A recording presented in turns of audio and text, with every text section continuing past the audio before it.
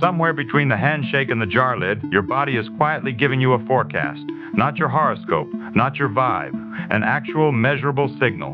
Because in modern research on aging, one of the weirdest, simplest predictors of health and survival isn't a fancy scan or a boutique blood test. It's grip strength. Yes, your hands. And the title of today's story isn't clickbait. It's a warning label. Weak hands can line up with a shorter life because they often reveal what's happening everywhere else. All right, welcome back. I'm Dr. Ace, and today we're testing a terrifying idea. Do weak hands mean a shorter life? Because while grip strength sounds like a gym bro flex, it's actually one of the strongest physical predictors we have for longevity, independence, and disease risk. Here's the headline from Big Population Data. People with weaker grips tend to die sooner and have more health problems, even when researchers adjust for age and other major factors. One large meta-analysis that pooled data from nearly 2 million adults found that higher muscular strength, often measured by grip, was linked with about a 30% lower risk of death from any cause compared with the weakest groups.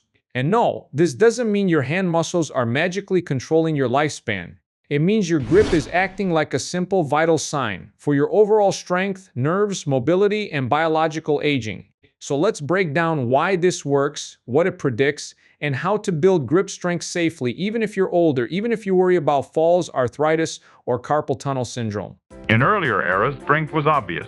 Hauling water, climbing stairs daily, carrying weight is part of survival. Today, many bodies age in silence, cushioned by convenience. So researchers went hunting for a simple test that could expose hidden decline early. And they found it.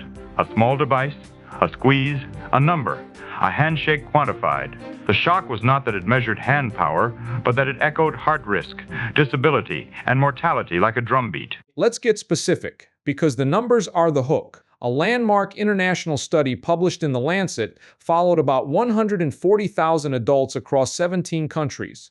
They found that for every 5-kilogram decrease in grip strength, the risk of dying from any cause went up by about 16%, and the risk of dying from heart disease or stroke went up by about 17%. Here's the part that messes with your brain. In that study, grip strength predicted death risk better than blood pressure. That doesn't mean blood pressure is unimportant.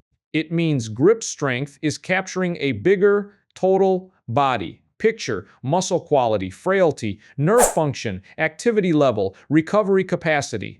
So think of grip strength like a canary in a coal mine. If your grip is dropping fast, or it's unusually weak for your age, it can signal that your whole system is losing resilience. And that's why clinicians keep talking about using grip as a quick, low-cost screening tool. One squeeze can hint at future problems long before the problems look obvious. The body keeps receipts. Every year of inflammation, poor sleep, low movement, underfueled protein intake, and chronic stress, it writes a quiet invoice into muscle tissue. Not just in the biceps you show off, but in the small muscles you use constantly. Hands are honest. They do not negotiate. They simply report what the rest of the machine can still produce. So why does grip strength predict aging so well? Because it's not only hand strength. Grip correlates with overall muscle mass and strength, plus how well your nervous system recruits muscle fibers. It also tracks with balance and functional capacity. When grip is low, it often shows up alongside weakness in bigger muscle groups, slower walking speed, and difficulty with daily tasks. And this is where biomarker of aging comes in. People age at different speeds.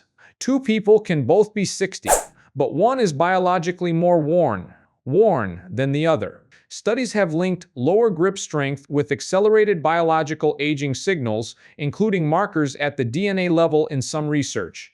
The idea is not mystical. Muscle and nervous system function reflect cumulative wear across many body systems. Grip strength tends to peak around early adulthood, then gradually declines. But when the decline is steeper than expected, it can be a warning sign. That's why grip is part of frailty assessments in geriatrics. It's a proxy for whether your body still has reserve, that extra buffer that keeps you stable when life hits you with illness, surgery, or a bad week. Frailty is rarely a single collapse. It's often a staircase you descend without noticing. A little less strength, then less movement, then less confidence, then less independence. The tragedy is that the first step feels harmless. A weaker twist of the wrist, a heavier grocery bag, a jar that stays closed. Yet beneath the inconvenience is a signal. The margin for error is shrinking. Let's kill a few myths before we build a plan. Myth 1. Grip strength is just about hands, it doesn't matter. Wrong. Grip correlates with multiple systems, muscular health, nerve signaling, even cardiovascular fitness. Your hand is just where we measure it because it's easy. Myth 2. It doesn't affect me day to day. It does. We use grip constantly, carrying groceries, opening bottles, turning doorknobs, using handrails, lifting cookware, pulling doors, holding a phone, stabilizing yourself when you slip. When grip fades, people start avoiding tasks, and avoidance accelerates decline. Myth 3. If I train grip, I'll cause carpal tunnel syndrome. Here's the nuance. Uncontrolled repetitive squeezing can aggravate symptoms in susceptible people because it can increase pressure around the median nerve. But smart training balances strengthening with mobility, tendon health, and rest. We're not doing 1,000 death squeezes a day like a cartoon villain. We're building capacity with controlled stress, and that usually makes joints and tendons happier, not angrier. The fear of injury is powerful, especially later in life. But nature is cruelly ironic. The danger often comes not from training, but from not training. Weak muscles fail at the worst possible moment. A stumble, a slip, a heavy door, a sudden grab for a railing. Strength is not recklessness. It is armor. Now let's connect this to the stuff you actually care about. Calisthenics, rock climbing, bouldering, strength training, forearm exercises, the whole grip obsession. Why do these activities build grip so well? Because they force your hands to hold load for time. Pull-ups, dead hangs, farmer's carries, deadlifts, rows, towel grips, climbing holds, all of them demand what's called a support grip. That's the kind of grip that keeps you attached to something while your larger muscles work. Climbing adds a brutal endurance component. Calisthenics adds bodyweight leverage and time under tension. Strength training adds heavy load. Different flavors, same message, hold this, don't drop it. And the payoff is not just stronger forearms, it's transfer.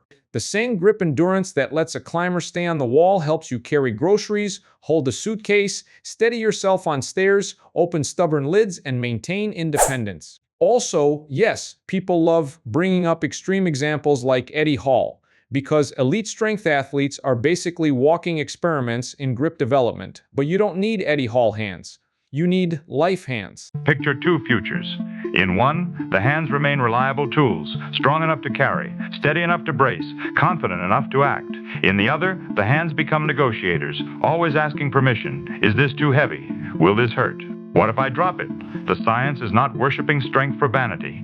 It is measuring the gap between those futures. Okay, let's get practical. How to improve grip strength safely at any age without increasing falls, joint injuries, or carpal tunnel syndrome risk. We're going for controlled, scalable, and measurable. Grip training can be as simple as 10 to 15 minutes, 2 to 3 times per week. Start with beginner tools, a stress ball or tennis ball squeeze. Squeeze hard but pain-free, hold about 3 to 5 seconds, relax, repeat 10 to 15 reps per hand. Next, towel wringing. Twist the towel like you're wringing water out, 8 to 10 twists one way, then 8 to 10 the other way. That hits grip plus wrist strength. Add wrist curls and reverse wrist curls with a light object like a small bottle. Slow reps, 10 to 15 each direction.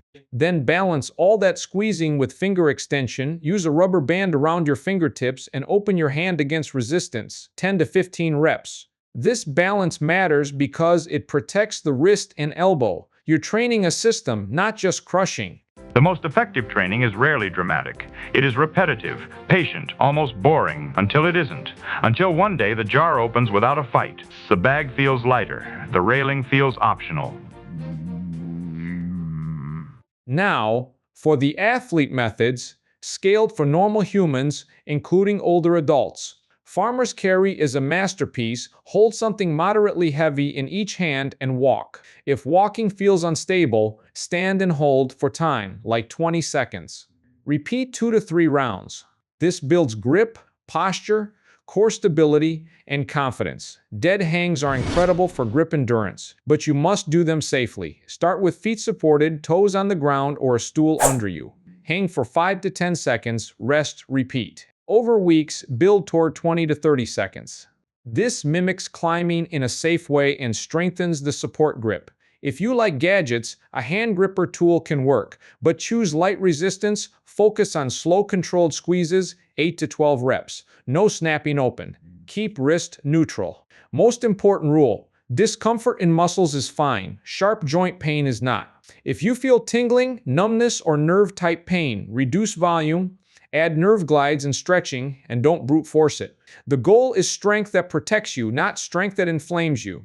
There is an old lesson hidden inside modern data. Capability preserves freedom. When strength fades, choices shrink. And when choices shrink, life shrinks with them. Grip strength is one of the clearest numbers we have that reflects this. A small measurement that forecasts whether the body can still respond, recover, and resist decline. Let's talk grip training without falls or injuries, because I know the fear. If I start lifting or carrying, I'll fall. Here's the flip. Weakness is a major fall risk. If your legs and hands are weak, you stumble easier and you catch yourself worse. Stronger grip helps you stabilize on railings and supports, and stronger forearms improve control. So train smart. Do most grip work seated. Ball squeezes, rubber band finger extensions, wrist curls, all safe in a chair. For standing work like carries, clear the path, wear stable shoes, use light loads first, and pick a hallway where you can brush a wall for balance if needed. Use slow controlled movements. No jerking, no ego. Rest between sessions. Hands are full of tendons, and tendons like gradual progression. And if you're worried about carpal tunnel syndrome, balance squeezing with stretching and nerve glides. You can do a simple routine, gentle wrist circles, open close hands, then after training stretch forearms both directions. You're not trying to win a grip contest today. You're building a stronger future version of you. The modern world sells comfort as the ultimate goal. Yet the human body was not designed to be comfortable forever. It was designed to adapt. When you remove the need to grip, carry, climb, and resist, you remove the signal that keeps the machinery strong. The research is not moralizing. It is observing consequence. Now, the part that makes this empowering weak grip is not a life sentence. It's information. If your grip is weak right now, that can be a warning sign, but it's also a starting line. Studies show targeted exercise can improve grip strength in older adults over weeks to months. And even modest improvements can massively change daily function because you're moving from struggle zone to normal zone. Here's how pros do it, and how you can too. Measure progress. Track your dead hang time with feet supported. Track how long you can hold a weight. Track how many controlled grip or reps you can do. Retest after 4 to 8 weeks. Numbers don't lie, and they keep you consistent. Also, don't isolate grip from the rest of your training. If you do calisthenics, climbing, bouldering, forearm workout routines, or strength training, you're already building grip. Just add a little structured grip work and balance it with mobility. You get stronger, you move more, you stay active, you protect your independence.